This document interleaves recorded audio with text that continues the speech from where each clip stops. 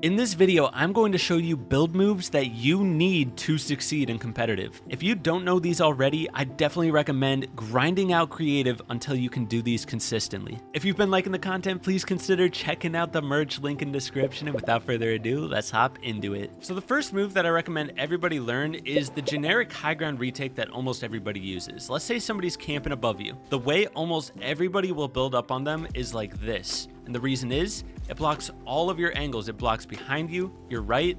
You can choose to block your left if that's the angle that the enemy's on. Blocks all of your angles and gives you tons of options on where to go next. You can go out the side here and do it again.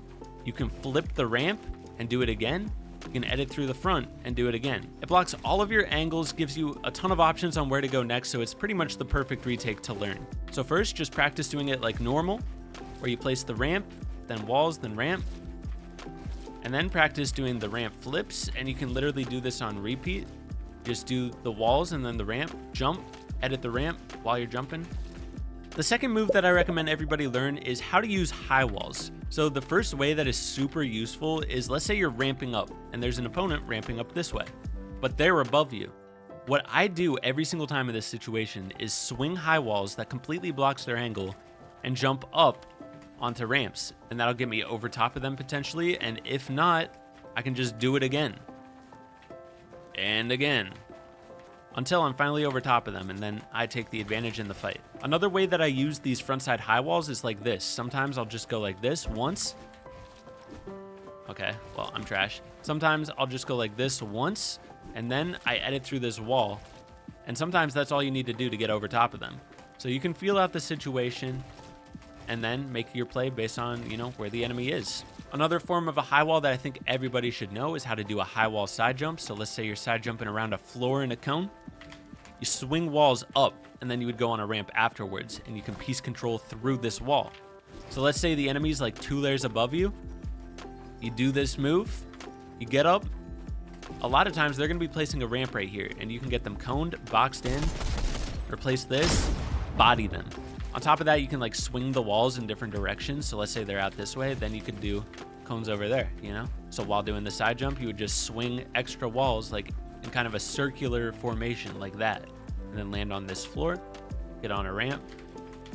And yeah, so the next thing that I recommend everybody be comfortable doing is some piece control drills. So this one here, where you're getting double edits from above, and just literally practice doing this on repeat.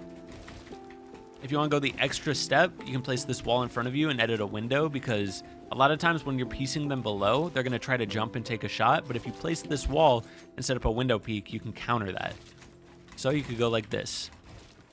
But yeah, another thing you could do is practice doing it with a ramp, because a lot of times that'll get them under the ramp, and then you can do the same exact thing after editing the ramp and take a peek from above. Just like that. Getting comfortable with this in creative is the first step to making some crazy piece control plays. Another form of piece control just like that I would recommend practicing is this. It's like the same thing, except this time you're piece controlling above you. You can even try getting that bottom cone in there. The main thing about doing this is while you're doing it, you want to be on the left side of your window. You can literally piece control through a window while you're on the left side of it. So that way they can't shoot you and you're just full piecing them and you have a peek shot set up already. And then the last form that I would recommend practicing is doing this. Getting a cone over top of a wall and then dragging cones to the side and boxing it. This is just like a good piece control practice, because this happens all the time in game. Let's say this is their wall there. A lot of times they're gonna try to ramp over top of it. So practice placing the cone over top, and then a lot of times they're going to go out the side, and you can just piece it up. If you beat them to it, you can edit that wall and take a peek. There are other piece control things, but this is like some of the most generic ones that I think everybody that's new to comp should learn. So next thing that I recommend everybody learn, and this one's a little bit harder to get used to, especially on certain inputs, but it's cone flipping. Being able to flip a cone and go up layers, just like this. Me personally, I use this all the time. Realistically, you could also do it this way. Like, it's pretty similar. It's just with the cone flipping, your top is never exposed. See, there's already a cone placed there. But when you're doing it this way, you have to place all that stuff after the fact. You see what I mean? so then there's a small window where they can shoot you from above. Rather, if you're cone flipping, the cone is already there before you even flip. So the way you do this is you edit the cone, place a wall to catch the cone from breaking, place another cone on top, and then you edit this cone, reset it, jump. This is what it looks like at the end of the day. It's like doing 90s, but you're doing it with cone flips. So now, pretty much the most important thing in Fortnite competitive, endgame tunnels. Now there's a lot of different forms of tunnels, and I'm just going to show you the mainstream ones. So first off, we got a full tunnel where you place the ramps, you extend them out, and then once you get to this box, that's when you place the walls. You want to get to the point where you can tunnel fast enough where you're building the whole box before you're even in it. So I have the full box built, but I'm not even in that box yet. You can see I'm still slightly in this box. The next important move is doing it without the front wall, and the reason this is important is sometimes saving that one extra build can be useful because of the fact that, like, if there's nobody in front of you, there's no reason to build that wall. So you can save those extra mats, and then once you box up, then you just build the back wall. The next most important tunnel is doing it with a ramp and floor. I don't recommend doing this tunnel too often. The only time I would do this is if I'm on the side of zone and all the other players are on that side of me. That way I can literally save those extra mats by just doing this tunnel, because there's really no point in blocking this side if the zone is on that side. But once you base up, you got to block all angles, because you never know, somebody could be following underneath you here and just jump up, claim that wall, edit on you, kill you. So you just got to be ready for stuff like that. But yeah, ramp, floor, floor, ramp. To build off this one, this is probably my favorite tunnel in the game because it saves a ton of mats. It looks like this. You can see it leaves open a lot of angles, but it blocks your back really well. So if you're on the front of zone and you're trying to just quickly get ahead a few boxes, doing this is a good way to save mats while getting you ahead. You don't want to do this for too long though, because people will have angles.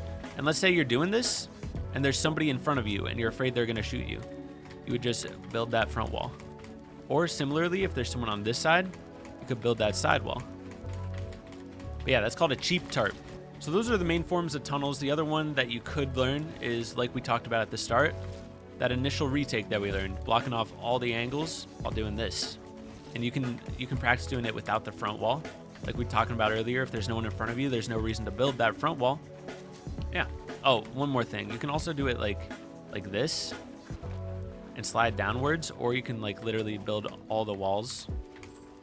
I'm not very good at this one. I don't practice it too often. But now the last thing that I recommend everybody practice in creative if you're trying to get into competitive is doing full edit courses where you edit a ramp, place a wall, doing stuff like this. You can go sideways. I recommend doing this because it gets you really comfortable editing fast in actual games. Like if you can do this in creative, you're gonna choke your edits way less often in actual games.